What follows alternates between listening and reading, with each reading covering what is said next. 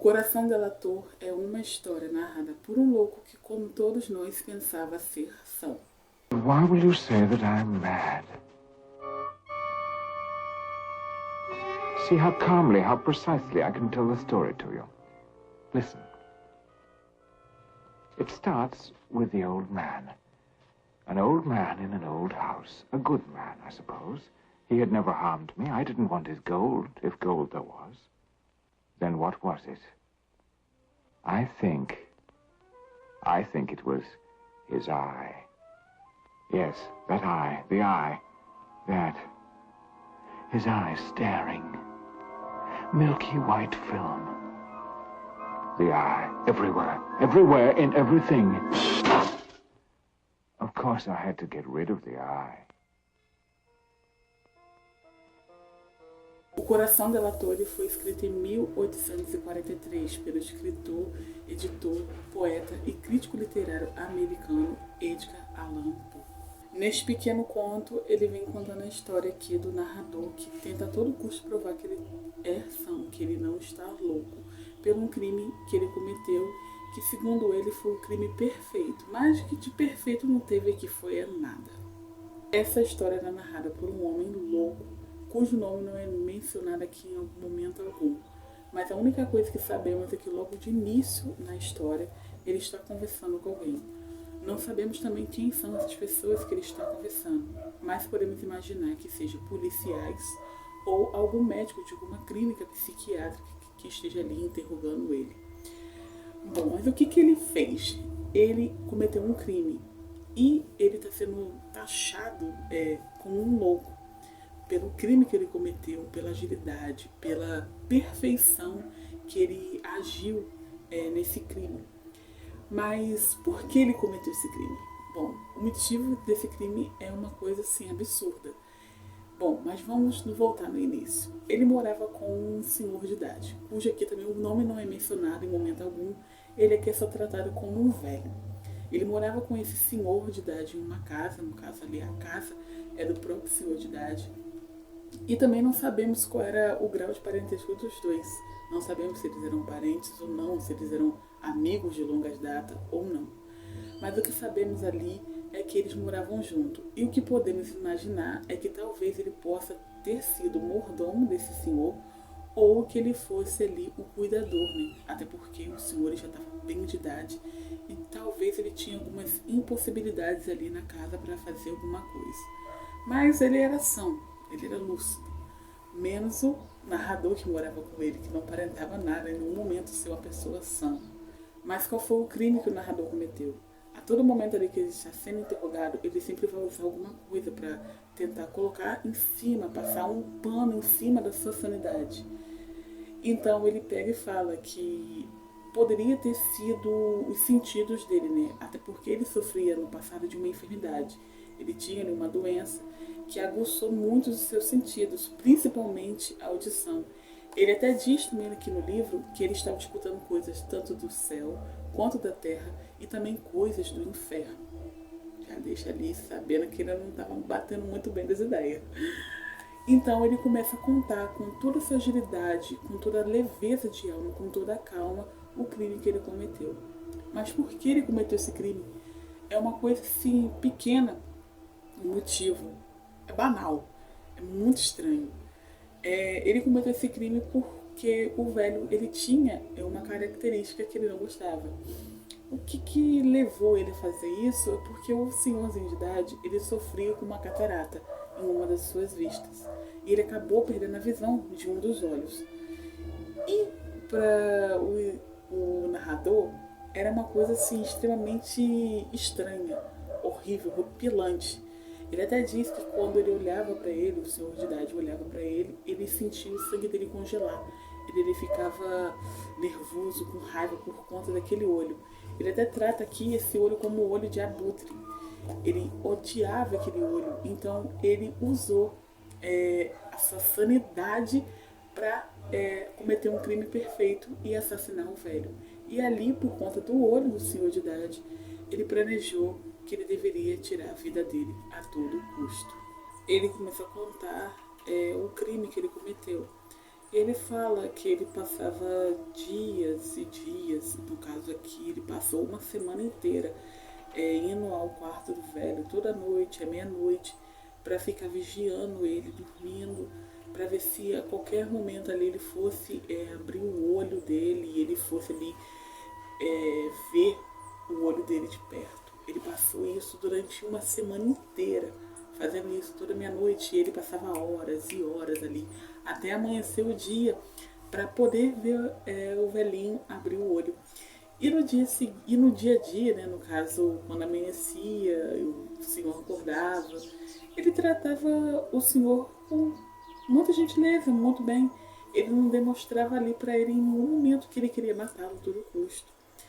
E ali a gente já percebe ao contrário, que ele não estava só provando que ele tinha um problema psicológico, que ele estava com o seu psicológico ali bem abalado, agitado, já não estava mais batendo muito bem das ideias, digamos assim, mas que ele era um psicopata, porque ele era um psicopata. Além dele contar a história com uma frieza e achar aquilo como se fosse uma coisa engraçada, ele era extremamente obsessivo, ele tinha uma obsessão extrema por esse senhor, ele passava ali o dia inteiro vendo ele, não só ali dormindo, mas também pela casa, ele ficava ali, apesar dele tratar ele bem no dia a dia, ele ficava vigiando o senhorzinho de idade, planejando a todo custo cometer esse crime. E ele até aqui sempre vai bater na mesma tecla de que ele tem uma mente sã, que ele não é um louco. E ele diz até no livro que loucos não sabem de nada. Ele diz, aqui tem uma parte aqui do livro, que ele fala isso, que ele faz uma pergunta, a pessoa que está interrogando ele, que ele diz assim, você acha que eu estou louco? Loucos não sabem de nada. E ali ele continua contando a história. É uma coisa assim, que a gente percebe que ele não está bem. Que ele, além dele estar com o seu psicológico fora de si, ele está insano, ele também é um autêntico psicopata. Em 7 dias ele não cometeu esse crime, não foi no último dia, no caso, no último dia que deu ali uma semana, mas foi sim na 8ª noite que ele foi lá visitar o velhinho dormir. E ele foi um pouco mais ousado, foi um pouco mais tirano. Ele começou a querer entrar no quarto do velho logo de vez. E ali o senhor ele acabou espantando, né? Ele teve ali um deslize, ele tombou algo. E o senhorzinho de idade acabou se assustando, achando que tinha um ladrão na casa. Sendo que o inimigo não mora ao lado.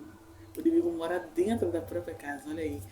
E ele acaba se espantando e ambos ficam ali naquele breu, o quarto estava escuro, fica um de frente para o outro, sendo que o senhorzinho sabia que tinha alguém no quarto, não sabia quem que estava ali, mas o narrador ele sabia que o velhinho estava ali, porque ele estava vendo. Mas como estava muito escuro, ambos ficaram ali e toda hora ele vai ter aquele deslize, a loucura dele retorna. Toda hora, como se ele voltasse em si e toda hora ele fugisse da realidade. A gente já vê que ele tem um distúrbio psicológico porque ele estava escutando batidas de um coração, ele estava escutando o coração do velho. E ele também não estava só escutando isso, ele estava também escutando o relógio da morte, que são insetos que perfuram a madeira, estavam perfurando a parede. E ele traz ali uma superstição de um presságio de morte, esses insetos.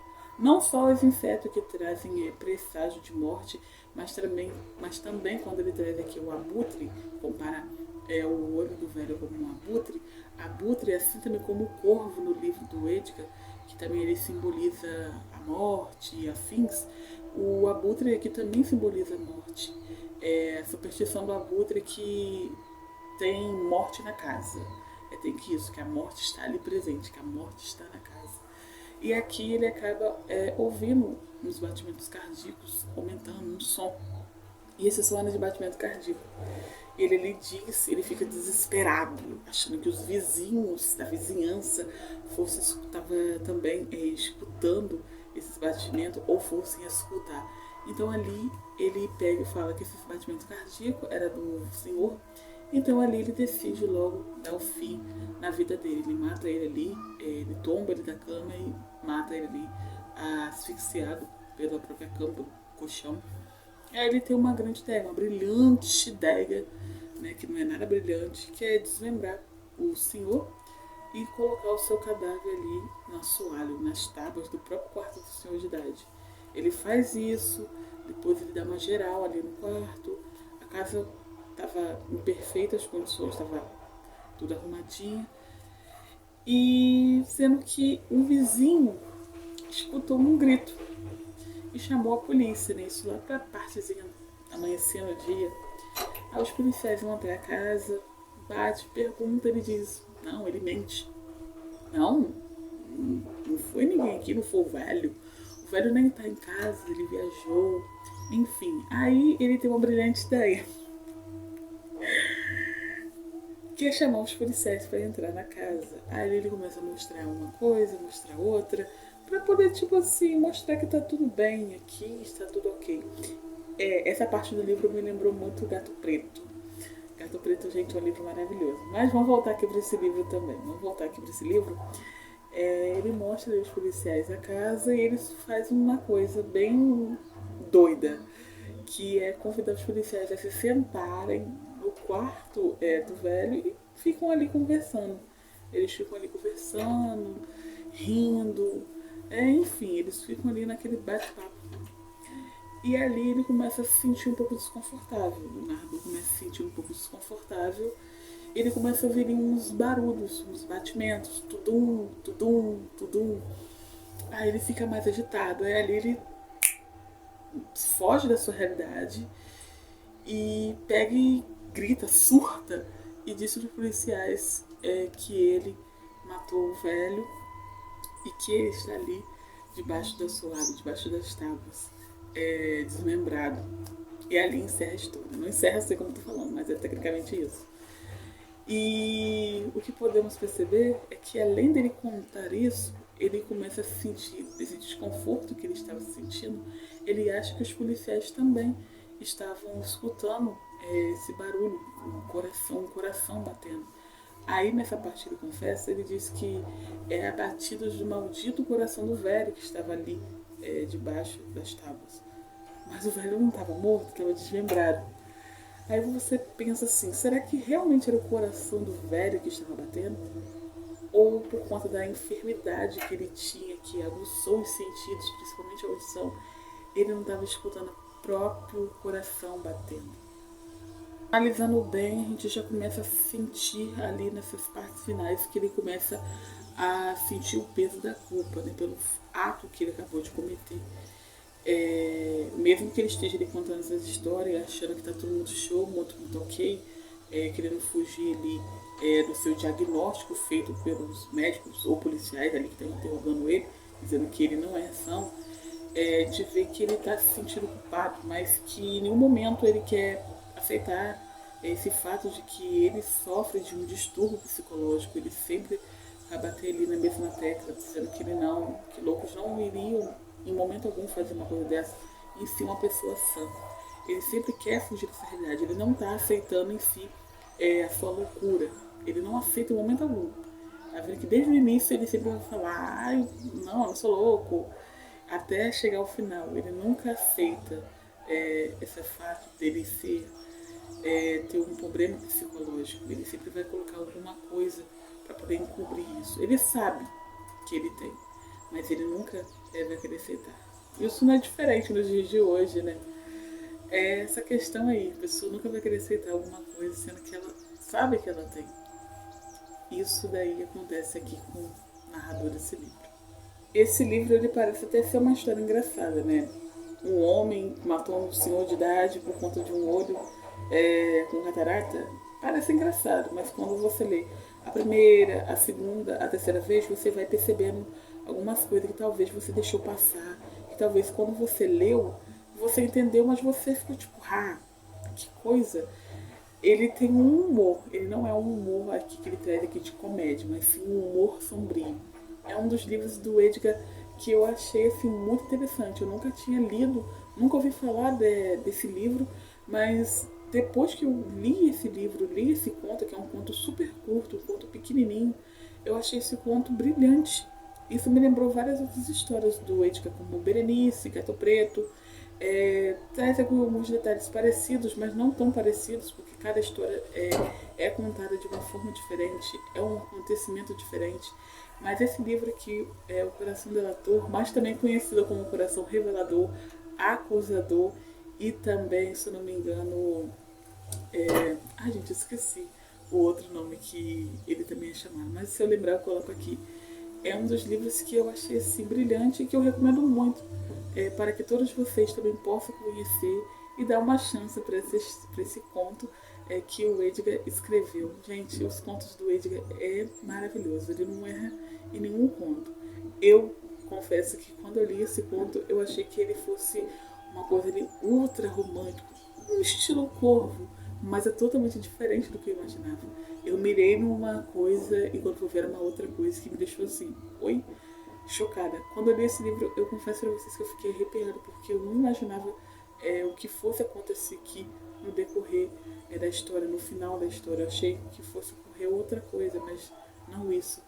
O Edgar ele não erra nunca em nenhum dos seus contos, né? Ele tem contos maravilhosos. E aqui nesse livro não é diferente. Esse livro aqui, ele vem dentro de uma caixinha que vem com mais outros 3 livros.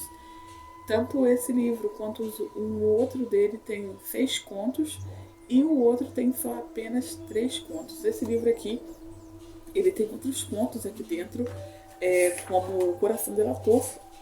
No caso aqui são 6 contos. Aí tem Coração Delator, que é o logo de início, tem Morella, Berenice, O Encontro Marcado, A Máscara da Morte Vermelha, O Poço e o Pêndulo e A Pequena Conversa com a Múmia. Gente, esse livro aqui é maravilhoso.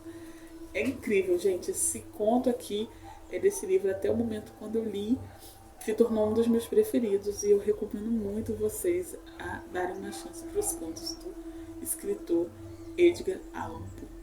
Se você gostou desse vídeo, não se esqueça de se inscrever aqui no canal, compartilhar esse vídeo, comentar e também deixar aqui o seu gostei ou o seu não gostei também, válido também. E não se esqueça de me seguir nas redes sociais que vai estar passando aqui embaixo para vocês, tá bom? Espero que vocês tenham gostado. Um beijão e até o próximo vídeo. Tchau! Then I heard it. It might have been a hand, a clock. But no. Louder. And still louder. They must hear it. Yet they sit and talk and talk. They must. Of course they do. They know. They do. They're torturing me, watching me, letting it beat so that I... Stop it! Stop it, you devils! Yes, yes, I did it. It's there, under the floor. Oh, stop it! It is the beating of his hideous heart!